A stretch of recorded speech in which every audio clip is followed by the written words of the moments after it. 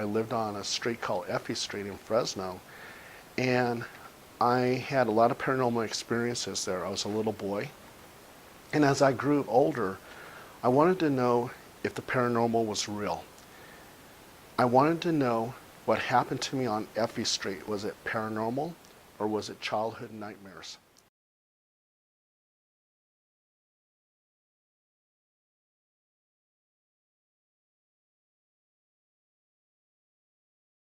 My name is Paul Dale Roberts. I'm with HPI, Haunted Paranormal Investigations International.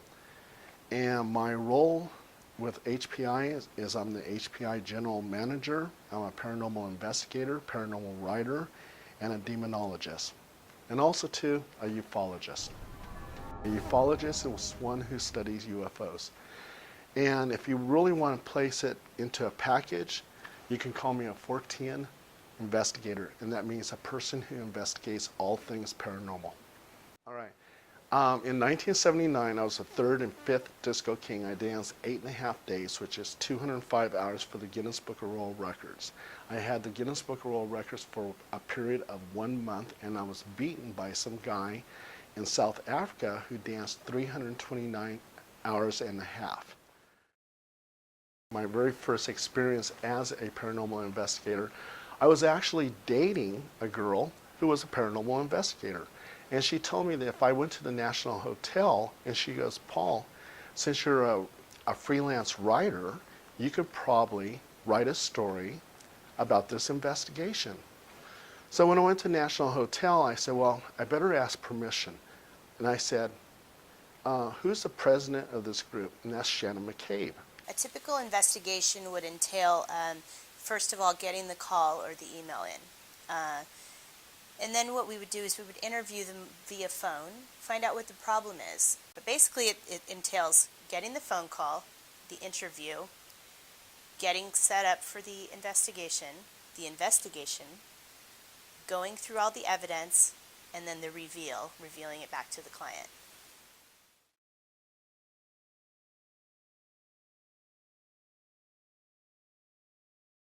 Two nights ago,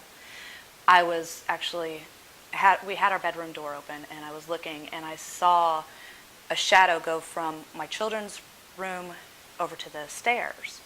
And I didn't put two and two together, except for the fact that this one, there was no reason for it to be there. Really, I kind of got a little bit freaked out the other night, and got the whole chills thing going on and wondering what the heck this was in the house, because this is a newer house. There really shouldn't be any kind of activity in it. A paranormal investigator needs equipment to do their investigation properly. And it could be something very simple, like a flashlight, because you need to get around. You need to see what's going on. Digital audio recorders are best evidence, things that you can't hear. So what we do is we take a digital audio recorder, very simple, and we record. And we'll ask something very simple like, is there anyone here? I pause. I stop it, and I play back, and I listen. But sometimes, and we've done this right with the cameras rolling, and that's with the media, and we've got EVPs right in front of the cameras. So digital audio recorders, very important. Digital recorders are very sensitive.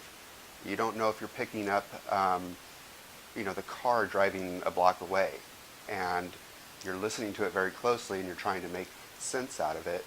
Okay, cameras. Nice professional camera here, and a very average camera here. Digital camera. You snap pictures. Okay. Well, the only thing is you get an orb. Oh, sure. Orbs are easy. Those are dust and wind and water droplets. How can you prove that orb is paranormal? Easy.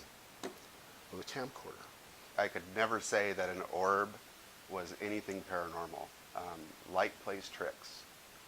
It's known as a fact that our mind plays tricks with us as well. We can look at something, and it's habit, it's human for us to try and make sense of it. I would say I'm a hopeful skeptic.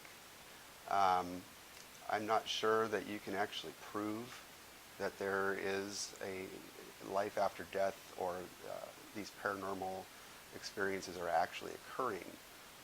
Yes, I've heard some strange things on audio. I've seen some strange things on video, but to take the leap and say that that is a ghost, I can't get there without more.